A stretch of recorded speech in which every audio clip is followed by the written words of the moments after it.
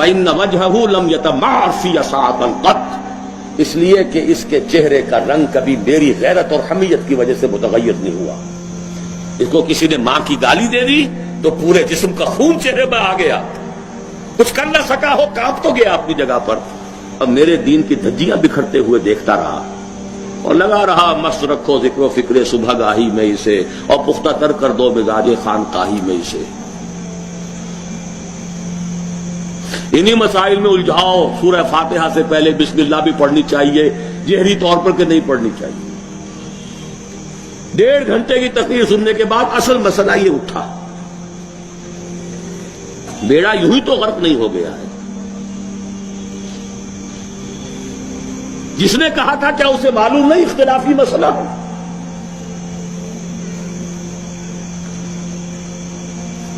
الجھائے رکھو، ہے یہی بہتر الہیات میں الجھا رہے، یہ کتاب اللہ کی تعویلات میں الجھا رہے۔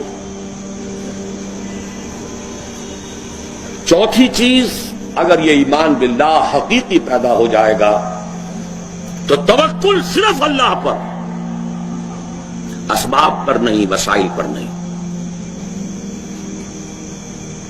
تفویض الامر الی اللہ، وافوض امری الی اللہ ان اللہ بصیر بالعباد، اور راضی برضائے رب۔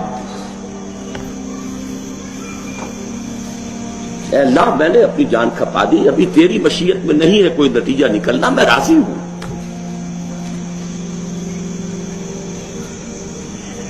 جان دی ہوئی اسی کی تھی، اب تو یہ ہے کہ حق ادا نہ ہوا، تیری اپنی مشیت ہے۔ اس کی بے نیازی کا عالم یہ ہے کہ جلیل القدر نبی، اللہ اکبر، حضرت یحییٰ علیہ السلام، وآتیناہ الحکم صبیا وحنانا من لدنا وکان تقیا، اور ایک رقاصہ کی فرمائش پر گردن اڑا کر تشت میں رکھ کر سر پیش کر دیا،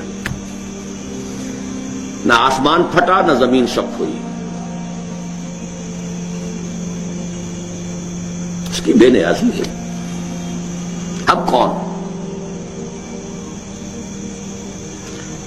اپنا فرض ادا کرنا ہے بس،